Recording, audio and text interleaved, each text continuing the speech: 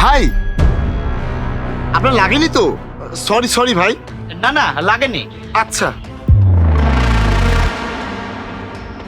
ভাই, 5 টাকা দামে একটা বিস্কিট দেন তো।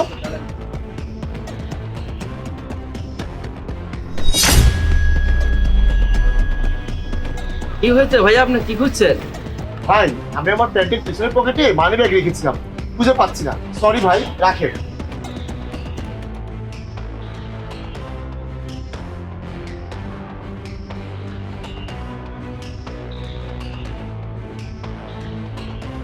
কি 100 টাকা? এ তো ফকিন্নি দেখছি। এত কষ্ট করে মানিব্যাগটা চুরি করলাম, আর শেষমেশ এই 100 টাকা বের হলো।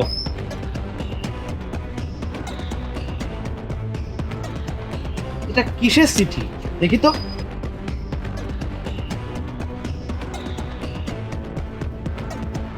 মা, কিছু মনে করো না, এবার আমি তোমাকে 100 টাকার বেশি পাঠাতে পারলাম না।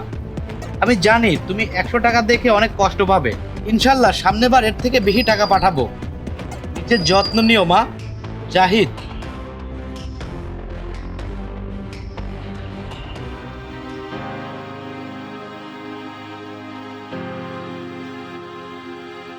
এত কষ্ট করে 100 টাকা গুছালাম, সেটাও চুরি হয়ে গেল।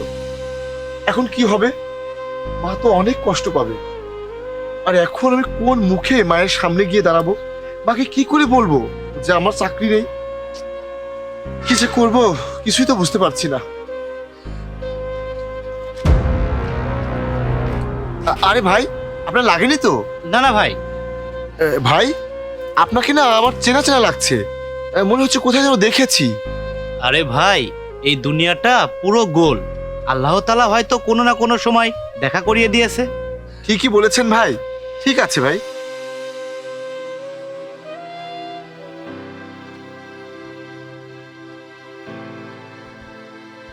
আরে, এটা তো আমারই মানি ব্যাগ। কিছুক্ষণ আগেই তো চুরি হয়ে গিয়েছিল।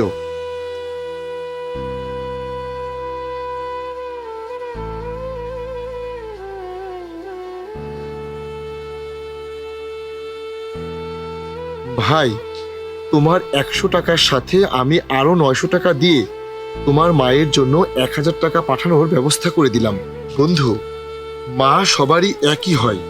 হয়তো আমি পকেটমার হতে পারি, কিন্তু এতটাও অমানুষ না যে আমার জন্য কারো মা কষ্ট পাবে, খালি পেটে থাকবে। আমি যখন তোমার মানিব্যাগটা চুরি করেছিলাম, তারপর তোমার মানিব্যাগে একটি চিঠি পাই।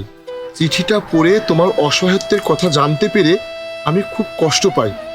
আমি তোমার পরিস্থিতিটা বুঝতে পেরেছি। এই জন্য আমি তোমার মানিব্যাগে 1000 টাকা পুজিয়ে দিয়েছি। আমি তোমার মানিব্যাগটা চুরি করেছিলাম। যদি পারো তুমি আমাকে ক্ষমা করে দিও।